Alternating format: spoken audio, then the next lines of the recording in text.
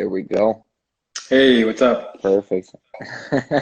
Awesome. I Perfect. guess wait on a few people to join in. Yeah, I mean, people come in and out. Generally, well, what we see is like what 60 people view about 40-minute or 1 hour long episode, but people just jump in and out. And that's kind of the beauty of it, Awesome. Awesome. right? And if you see anybody that you want to give a shout out to, feel right, go ahead. Yeah, Um, right, we'll see how that happens. Other than that, absolutely. we'll Absolutely. get started. Yeah, so I mean, we got a chance to catch up a little bit before we started, but I want to take this time to a little bit to understand a little bit more about what you're doing with Enzo Connect, what the situation is in France right now that you're seeing. Kind of cool that we're communicating in live video across the world. Definitely my first time doing like a international podcast, so this is kind of cool. Yeah, no, this is Yeah. definitely awesome. Enzo Connect is a home management software for short-term rentals.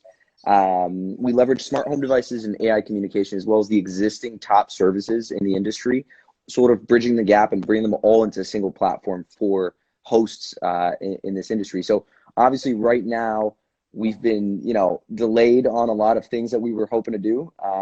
We're quite lucky because we haven't launched our product. We were supposed to launch that on Saturday. We are waiting this one out.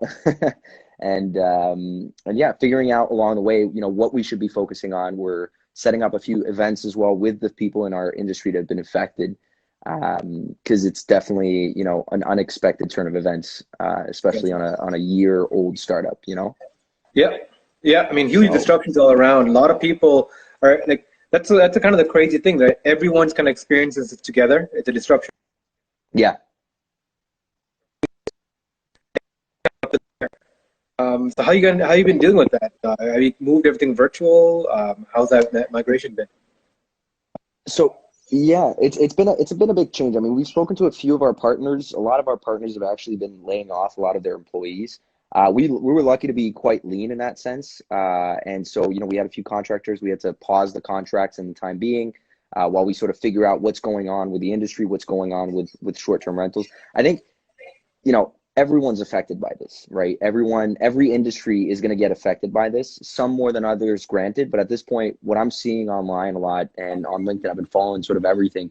It's a great time for people to actually come together and work together. I think there's been a lot of fragmentation, not just in like softwares but also in the way people work. Working remotely, totally cool. My Hmm. partner's still in Toronto, so we're just like calling each other every day. Yeah, I get to sleep in because when it's like 8 a.m. in Paris, it's still like 3 yeah, to 4 a.m. in Toronto, so that's awesome. Um, but no, I think it's harder. It's harder because we have to adapt and we have to change so quickly. But I think something positive is going to come out of this. I mm, really hope so. I really hope yeah, so. absolutely. And that's the great thing is like all the entrepreneurs that I've talked to, they all feel the same way. They feel so positive about the situation.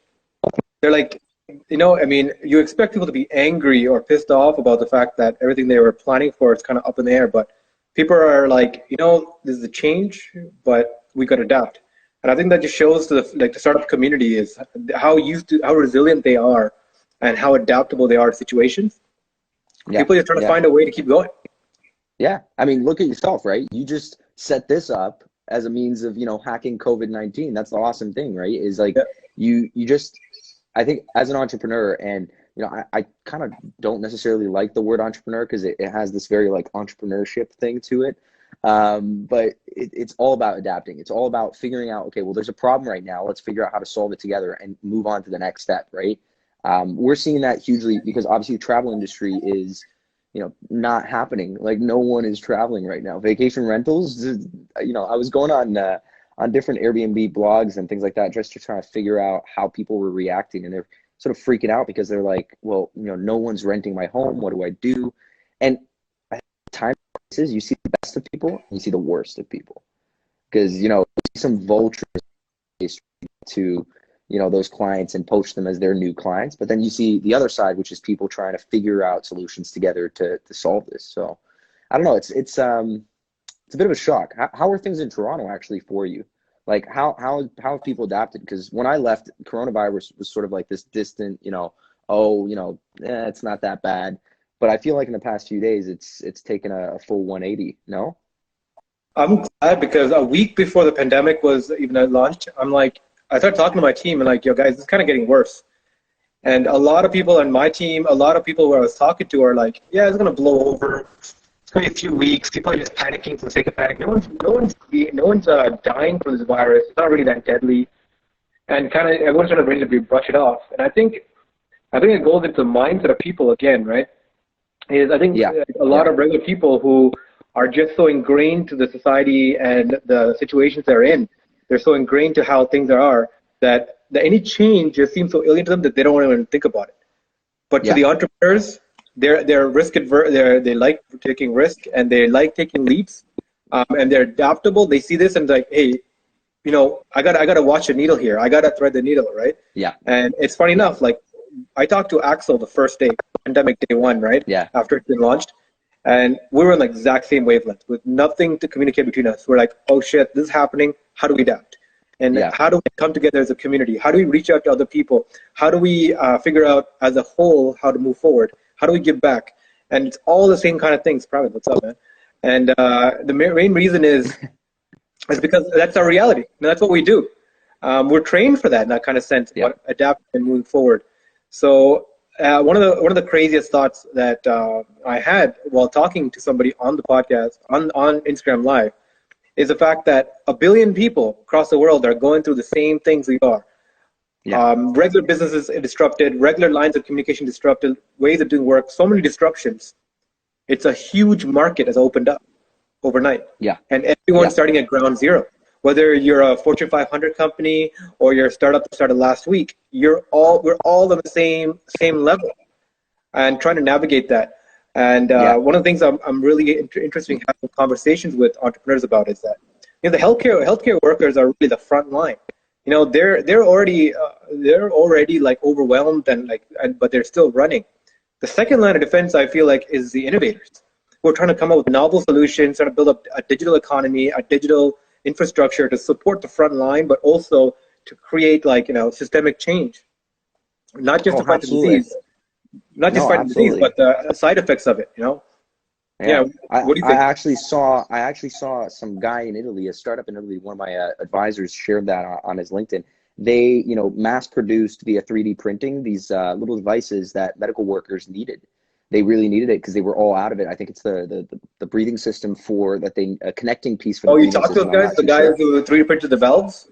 Yeah, those valves. Like, I mean, this is where, what I meant by you see the best and the worst of people, right? Some people are trying to profit with their existing business model, not realizing that this is a huge impact, a huge change. And they're trying to, as vultures, go on to people and figure out how they can collect as many people. But then on the other side, you've got wonderful people trying to realize, okay, well, everything is different now. The whole world is different. 1 billion people are realizing that. Millions of people are realizing that.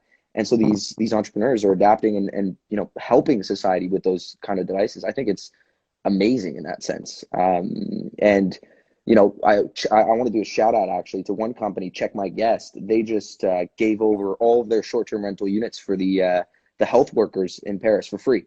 No Wow. strings attached, and that's amazing. Wow. Because they realize that those health workers don't have the capacity to go home every night because they risk infecting their families.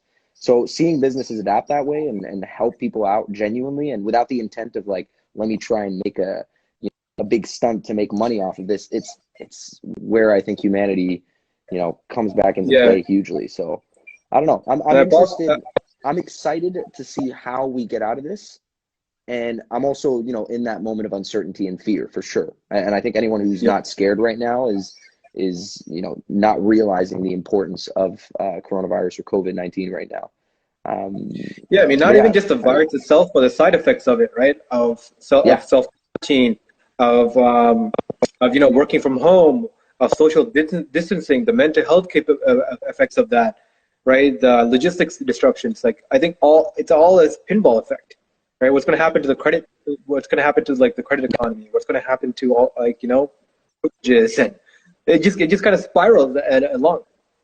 Hold on. Do we still have connection there? Yeah. Hello. Hey, Francois. sure, Yeah. from time to time. Hey. But Yeah. yeah, So can I you hear know me? it's a little late. You're yeah. So I know you're calling in from France.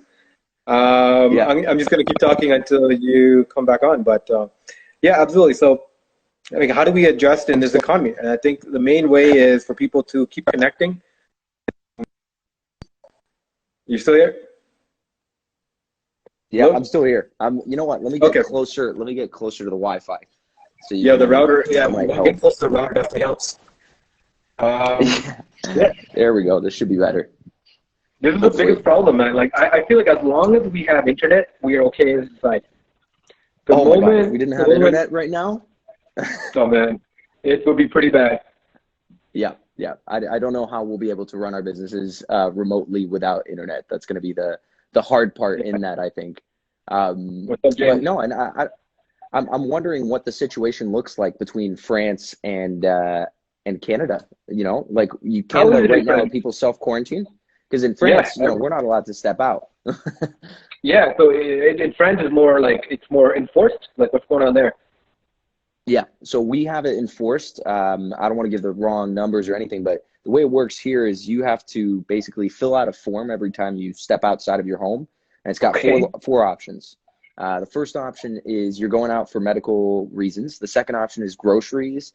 I think I forgot what the third option is, and the fourth option is if you want to just go for a run and sort of clear your mind, but you have to be distant from people. And so you have to go with that form. If you don't have that form or you don't have a valid reason as to why you're outside, you have to pay a fine. And I think it's 130 euros or 35 euros or something like that. It's a pretty Jeez. hefty Okay. fine. But it's interesting to notice that, I don't know. I mean, I've been confined in my parents' place right now, so I'm not sure how people are reacting to it. But I'm still seeing a few people walking outside. And they're not going for a run. They're not going for groceries. Like, I know if you're going for groceries because you just passed by twice and you didn't have any bags with Yeah, groceries. yeah, You're yeah. not going for a run because there's still a few people who aren't. Yeah, And yeah. I saw this one thing on Instagram. It was funny. It was like, it's like those kids in kindergarten. Like, if one of them misbehaves, then all of us have to pay for it. Well, it's kind of like that. Like, if you guys want to have a summer, then we should all behave right now. We should all be quarantined. We should all wait this out, and then that way we can enjoy summer. But the Yeah, I more mean, people take that's so risks, the more surprising. people go out and think it's not going to affect me. I'm really intrigued by this form. Yeah, I'm really intrigued by this form that you have. It's a physical form you have to walk around with. Where do you get them? Yeah, you print it out yourself. And you sign it yourself. So, I mean, ultimately, I'm already seeing people sort of abuse the system and sign it themselves and say, I'm going for groceries when they're not necessarily, things like that. But it's a way to at least, make the public aware of the situation, and when they step out, to make sure that they're stepping out for a proper reason, and not just going out and seeing friends. I don't think the form itself is the importance. I think the message of our president a few days ago was the drastic message. I mean, he mentioned quite a few times in his speech, "On est en guerre," which means we are at war. And he's right, we're at war against this virus, right? But I mean, for a president to say that is, you know, um, I've, Yeah, I've never heard that in my time. So, yeah. What about Canada? yeah. I mean, essentially, he's right. He's actually right. We are at war. I was watching a lot of like science docs on this, right? And I mean, the war against bacteria and viruses. We've been on the losing side,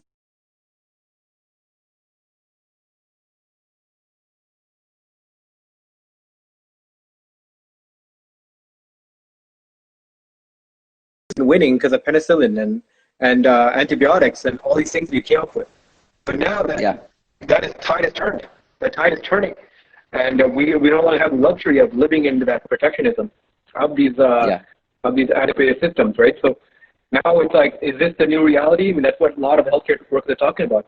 It's not just this. It could be other viruses. It could be other diseases. And essentially, we are at war. And this reminds me, guys. So I also have had a great conversation with Ashley from Startup Fuel a few days ago, and I mentioned this one thing, right? Like in 1950s, Ronald Reagan went up in front of the UN, and he said this like fundamental speech that was pretty mind bending. He was like, if only aliens came down from up above, and declared war on humanity, then we'll all be together as one. Gone are our past differences and issues. We were united in a united struggle. And essentially that's what's going on right now, except it's not aliens from up above, but microbes from down below, right? Yeah, no, exactly. And we yeah, have that common enemy. Mm-hmm, mm-hmm. You know, I completely agree. It's that common enemy that we have to all fight for in that sense, as businesses, as individuals. And no, absolutely. I think, although I have to say, I don't know if that's true or not, but the shutting of borders has created, I think, a lack. I think it's social media that has been able to create that sense of community between all people. But there are still pockets in the world of people that are not understanding the severity of the situation.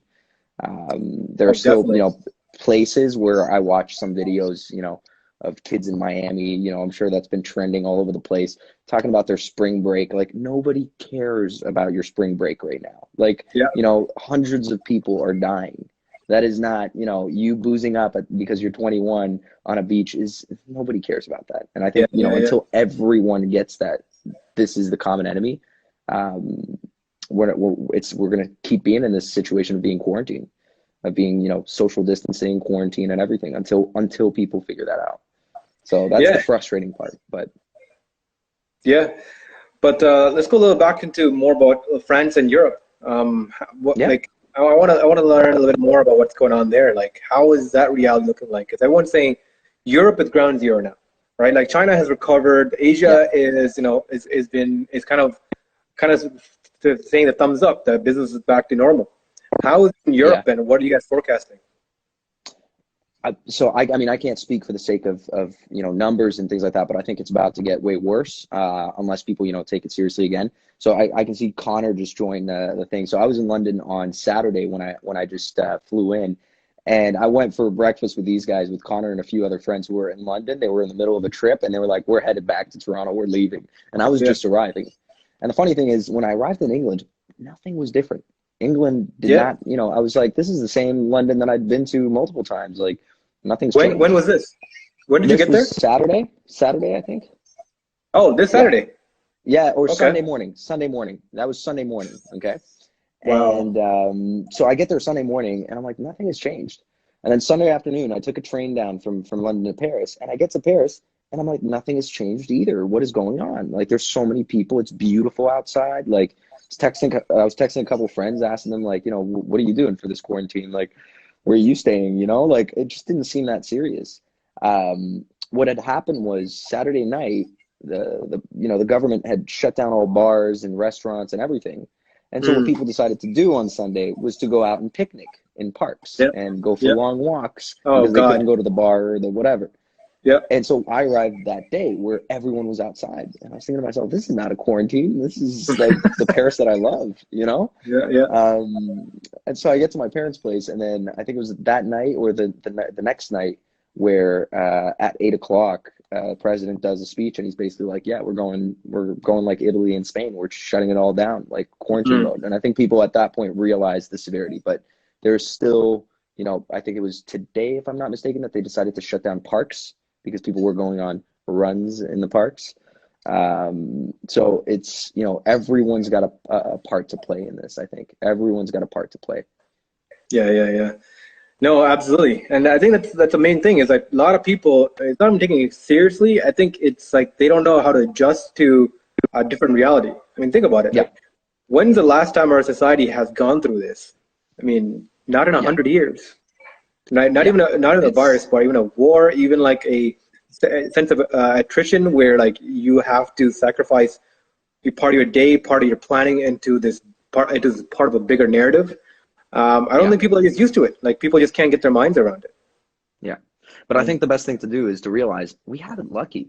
I mean, we're in countries with modern healthcare systems. We've got, systems to communicate with friends and loved ones and so on and work. And so I can only imagine, before Wi-Fi, before, all this tech that we have to keep us even entertained, and I don't know, it's an interesting time. I think it puts us back to, Monopoly boards and fun things like that between families and friends, but it also makes us realize the importance of the little things, the importance of going out and grabbing a coffee outside, or going out and seeing friends, and the things that you would take for granted. I was talking to one friend, and she was telling me how like she regretted not going to a party with some friends last Wednesday, and because now she's like, well, damn it, I can't go out for the next month, like I'm stuck. And it makes you realize, I think those moments between family and friends are kind of more important, so. Yeah. Yeah, I mean But that's one of the main things we're dealing with is that you're now stuck indoors. A lot of things you're taking for granted is now given a whole new light.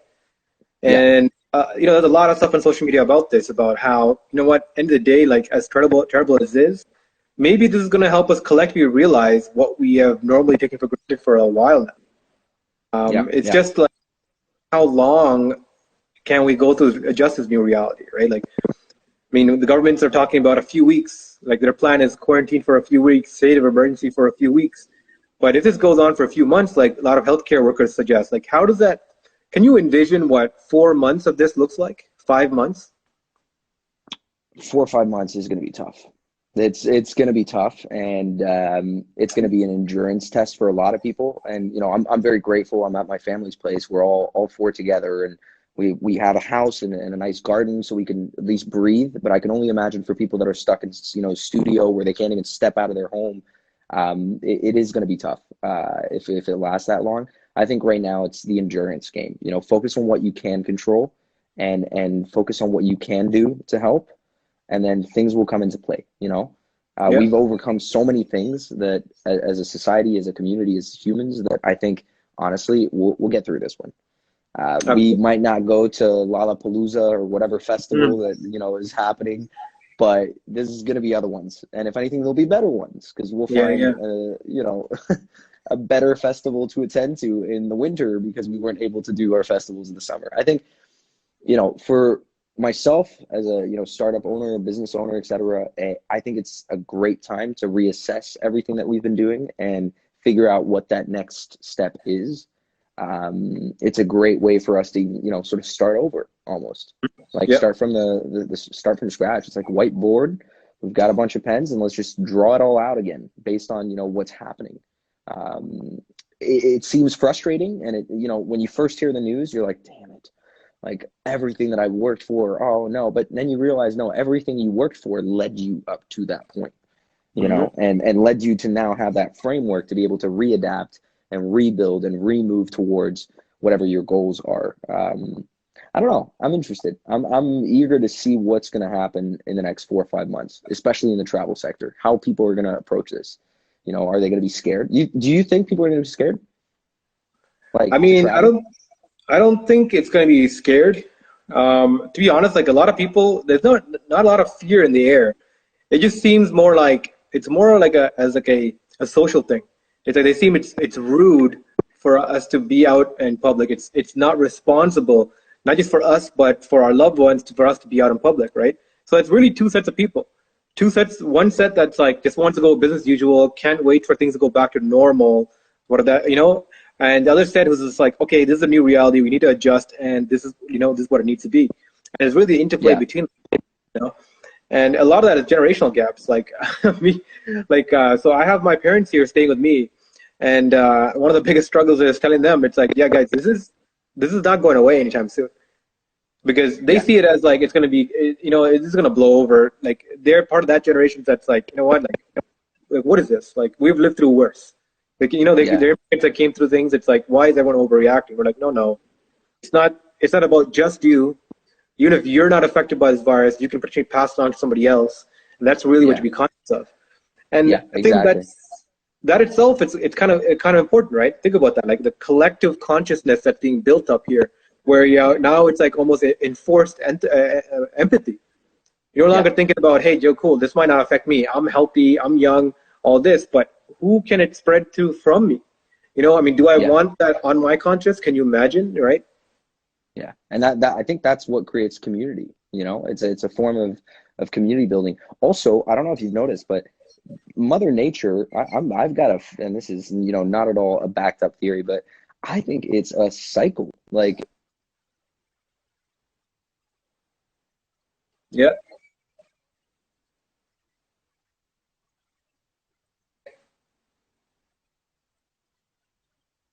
emissions and so on. Yes, this is what I mean by like we're going through a tough time, but something good is going to come out of this. Yeah, and this obviously is going to be remain still a tragedy because hundreds of people are dying through this. So I mean, I'm not taking for granted the fact that that is the case, but to look at the light down the tunnel, and my dad made a nice joke about this. He was saying, you know, there's two types of lights down the tunnel. It's either a train coming at you or it's an actual light, you know? And I think in this scenario, you got to avoid thinking that it's a train and start looking at it as, you know, there's something positive down that tunnel. Yeah, I mean, and that's the hope, right? I mean, that's very interesting about the pollution aspect too, right? Like, what I'm looking for is like, you know, like something to come out of China being like somebody steps out and suddenly sees like a smog-free city, and it hits them. It's like, oh shit, this is how the sky actually looks like. Yeah, yeah. You know, how amazing is that? How amazing? Yeah, I mean that affects that changes your consciousness of how you perceive your you know, your situation, your reality, where you live, right? Yeah. I mean, do you remember? I don't know if you were around for this, but to be honest, I'm not sure how old you are. But back in 2001, so. You're 23? I'm 22. 22. Okay, so back in 2001, yeah. Back in 2001, there was a blackout, right? Where like most of like, right, the huge blackout, like Toronto, like most of like the eastern seaboard was like blacked out. And for the first time, I remember looking up at the sky and seeing crystal clear the stars because there's no light pollution. Because it lasted about a day and a half, I think, right? And no light pollution, and I'm like, whoa. And you know, and all the neighborhood kids are outside just looking up, and we're like, holy crap, you know, because you have never experienced that. Yeah, and no, definitely. You know, so imagine these people who are coming out from Venice and seeing crystal clear waters and like animals like swimming along it. People in these polluted environments who are seeing the lack of pollution from humans, right? And I'm waiting for that consciousness to hit where people are like, hey, how can we have more of this? How can this become more of a reality? Right now that they've seen the alternative, right? Yeah, no, it's a positive light in that sense. And this is what I mean, like, you know, in this time where we're all quarantined, we're all staying at home, and, you know, we're all in our heads, if anything. I think it's a great time to be looking at those positive things and to stop, because, you know, my feed is constant COVID-19, COVID-19, COVID-19. Like, that's all we're seeing, which is understandable because that is the hot topic of today. But I think there's a lot of positive things that are coming out of it as well. Yep. I had a conversation this morning with Paul, I forgot his name, his last name, but he's basically one of the editors for short-term rentals. They're pushing we're doing a conference or webinar next Thursday on short-term rentals, and he was pushing, he was talking about how, you know, all this news on the vacation rental industry, you know, just to get back to that aspect, is all negative right now. Everyone's criticizing the decisions made by Airbnb. Everyone's pissed off because they can't meet their, you know, monthly targets for revenue, things like that. And so he's trying to look and see all the positive things that are coming out of this, right? How are companies changing towards this? How, you know, Check My Guest, taking it as an example once again, giving all their units out for nurses. We've got one of my good friends, Bassam, with Toronto Boutique Apartments in Toronto. He set up these quarantine units, and they're basically, you know, short-term rentals that he does delivery and will give you all the food and the everything that you need to quarantine yourself in that place if you're stuck in Toronto and you don't have anything. So people are adapting to that in the industry. But I'm interested to see how the big players are going to adapt. And actually, that's a question for you. What do you think? How do you think hotels and like vacation rentals, like how do you think that's going to play in a few months' time? What do you think is going to happen? I feel like there's two types of companies who are nimble and adaptable, and the other companies who have overly large bureaucracies who are going to struggle really bad because they don't know how to change. They're built on legacy systems and that they're just sitting on. It just kind of runs almost semi-independently. So there was this leaked, I'm not sure if it's public or not, but Bain's released a deck targeted at CEOs of most companies. And part of that report outlined, it's like, hey, don't take the sitting down. Like telling CEOs of Fortune 500 companies, like, don't wait for the dust to clear. You have to proactively go at this right now, adjust your supply chains, take care of yourself and your workers, liquidate as capital and have operating capital. And they literally gave a step-by-step guide. And it made me realize a lot of these, you know, these high-performing companies, a lot of these large corporations they're frozen, right? Because Yeah. they're not used to moving this fast or moving this quickly or making unilateral decisions. They're not built for that. And that is a big concern for the global economy. Yeah. Yeah. Yeah. No, absolutely. I'm surprised to see, you know, I'm interested, I'd say, to see how these companies are going to move, because I was seeing one of the speeches from the CEO of Marriott Hotels, and it was an amazing speech about, you know, what he's having to endure right now as a CEO, having to cut off on hiring, cut off on sales, marketing. I don't know if they've laid off their employees or not. Mm-hmm. Hopefully not, but it's a changing time for that industry. It's, you know, as I saw from the last video when you were doing a live post with Axel about the entertainment industry, I think, you know, it's the same thing for the travel business, whether it's Yep. airline companies that aren't flying anymore, or vacation rentals where no one's making money, or hotels where, I mean, I'd love to stay in a nice hotel, but even right now, there's no way, you know? Yep. And I saw this. So when I first came to Paris, I was thinking to myself, you know, am I going to be able to work for my parents' place? Like, you know, I don't have my setup here and things like that. So I started looking at Airbnbs in the city before I realized how drastic this situation was.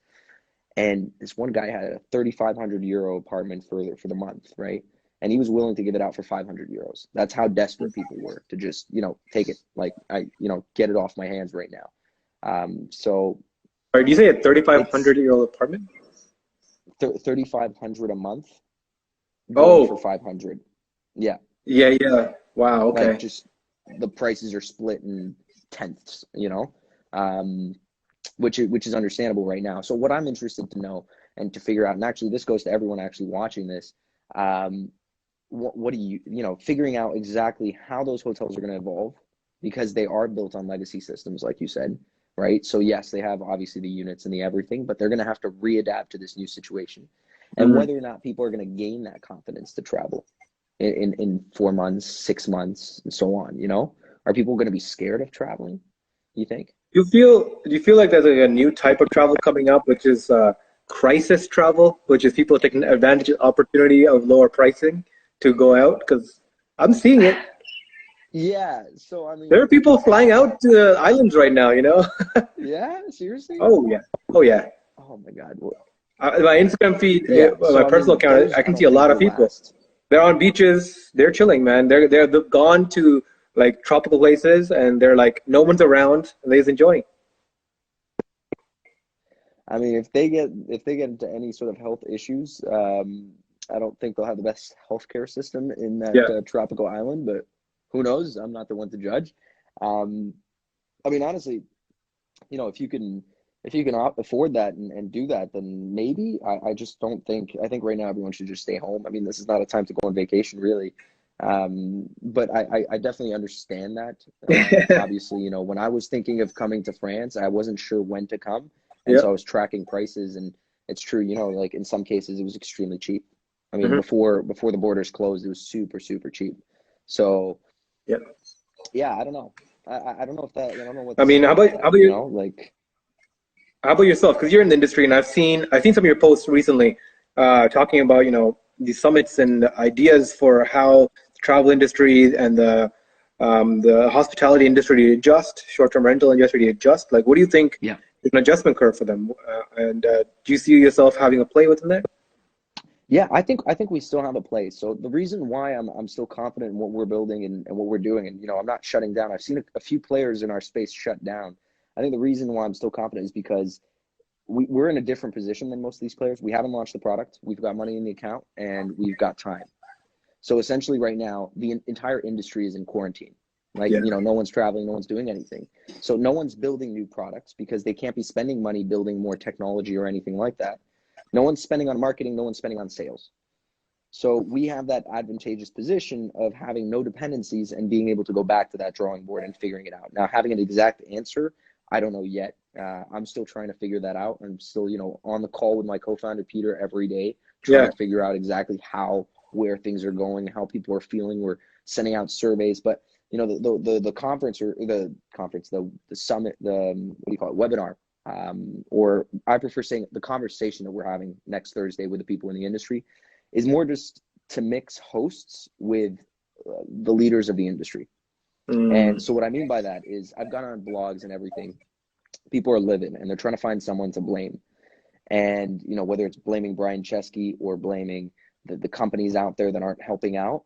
And so what I'm trying to do is have a conversation so that both parties are in that debate to figure out what the next step are, because it's not one or the other. It's COVID-19 is the reason behind all of this. If you take out COVID-19, their monthly revenue would be perfectly fine. Those companies would still be operating. So we're just trying to position ourselves to understand and mediate that debate between hosts and those companies, and see how people want to do things in the near future. Because some people have been talking about, getting off short-term rentals because it's too risky.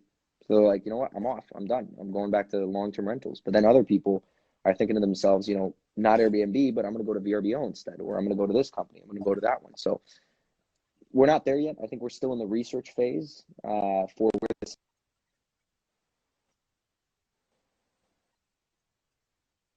Yep. Oh man. Oh, there we go. Can you still hear me? Yeah.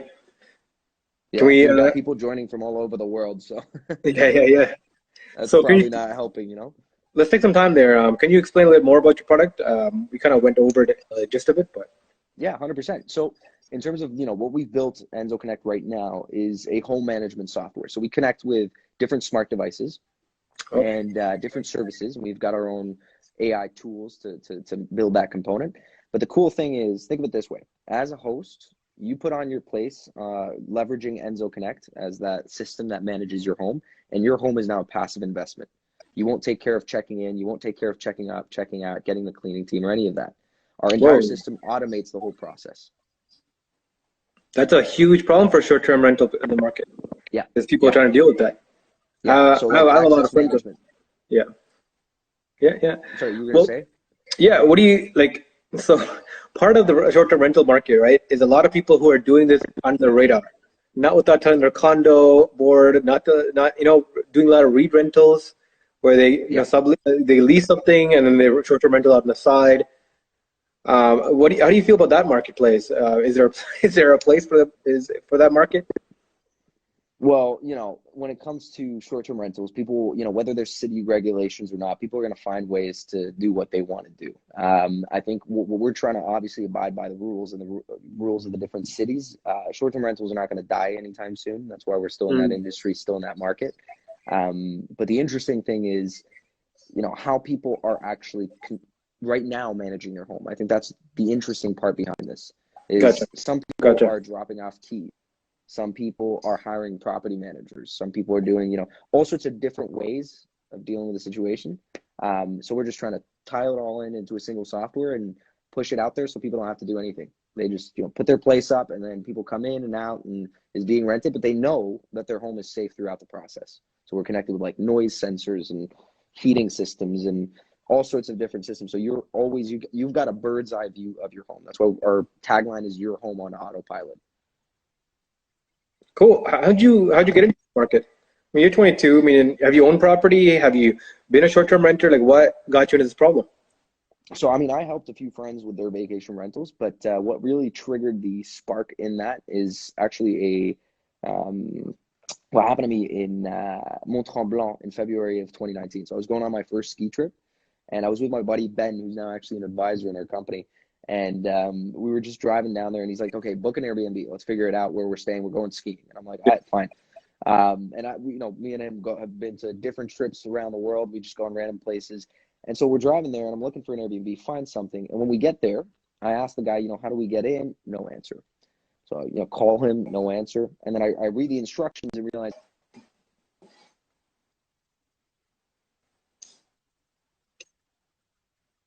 we get in, the heating system's complicated. It's a complete mess, basically. We get in, and it's just impossible to figure out. We're not getting any advice from the homeowner.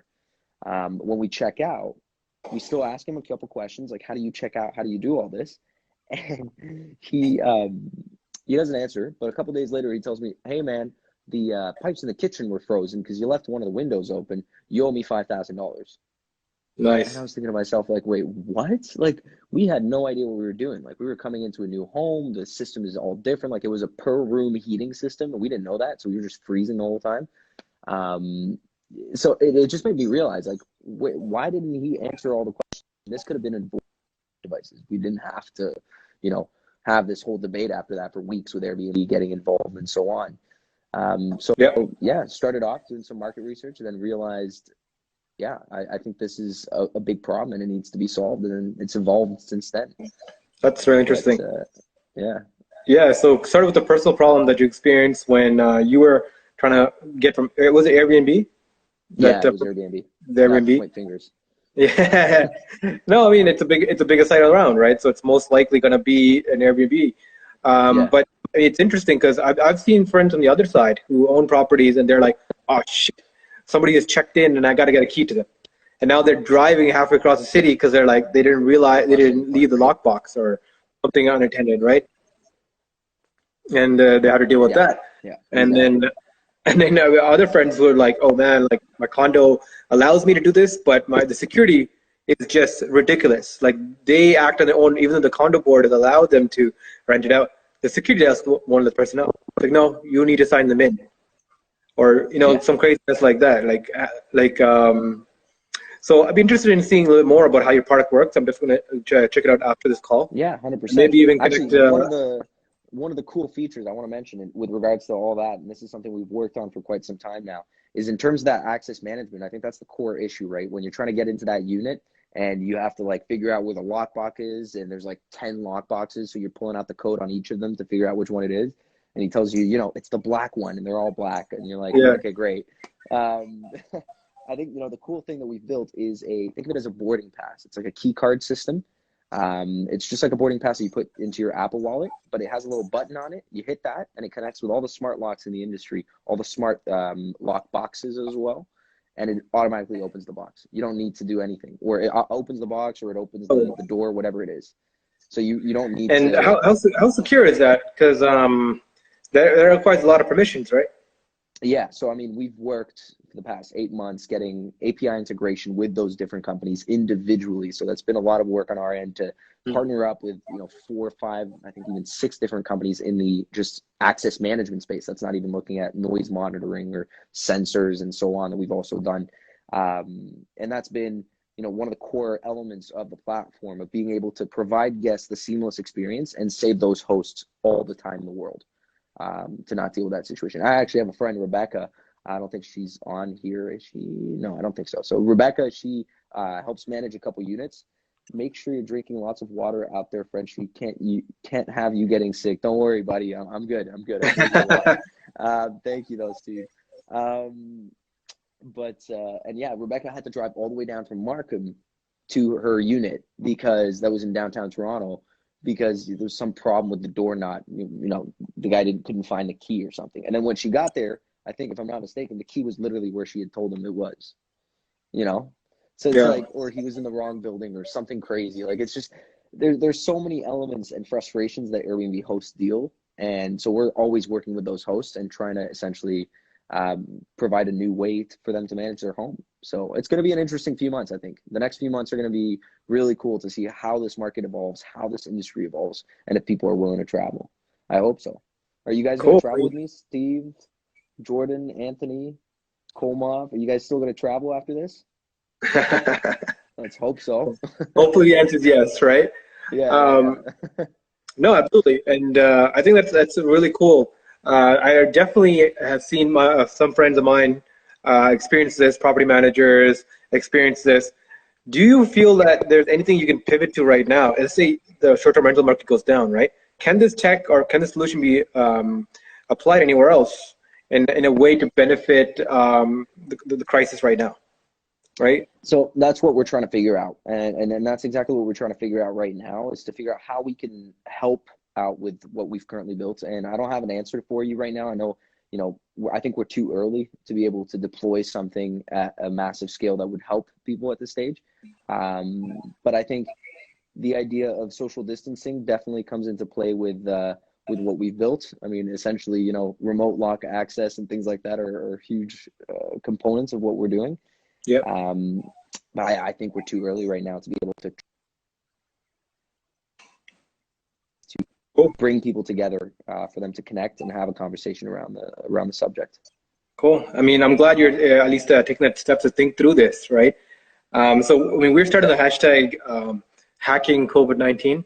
to be like, Yeah. let's bring the innovation community around this, deploy capitalism to this problem of how do we solve all these small and bigger issues that are happening around the disease, including the disease itself, right? Yeah. So as things spiral, how can we, patch the systems as they come? And I think it's come from the crowd, right? It comes from people yourself who have these innovative solutions ready to go to market that can be pivoted away and turned like a puzzle piece and just clicked into a place that where it would be really beneficial. So interested in Right. seeing what you guys do. I'm super happy with the content you guys put out too. Definitely be Yeah. engaging with you a little bit more, and looking forward to hearing more of you guys, man. No, 100%, 100%. Well, I'll keep you guys posted anyways. And I invited Henry. I think I'll have to invite all you guys if you want to the what's it called, the conversation we're having next Thursday. So if you're interested, I'll send you an invite. And if anyone that's watching this, I don't know who's watching this right now, but if anyone is watching and is interested in joining on another conversation about short-term rentals, feel free to reach. Yeah, Send me a definitely. message. Definitely let us know. We'll shout it out in our community as well and see if if it's open. Perfect. I mean, I think the more open conversations people have about problems that are going on, the more things it'll kind of like siphon up to the surface. And it's part of the zeitgeist of the moment is to have open discussion about ideas and ask questions and build communities, especially virtually when everyone's Yeah, just at home. Man, there's so much talent sitting around waiting for things to do. Let's I know. just really bring them together, mobilize them. Yeah. Yeah. No, absolutely. Absolutely. Mobilize that talent, bring it into a community for sure. Well, listen, I'm Absolutely. gonna let you go because it's Yep. already it's getting late here in France. Absolutely. And the Wi-Fi connection is getting even worse and worse, I feel. Yeah. But no, this is But an this has been absolute great. pleasure. And yeah, yeah. Let me know how I can continue to help if there's any way, if you want me to you know, if there's anything I can do, let Appreciate me it. know. Appreciate it. Thank you. All right. We'll definitely be in contact, buddy. All right, Take care. sounds Right? good. Take care. Take care. Bye. Take care, guys. Thanks for watching.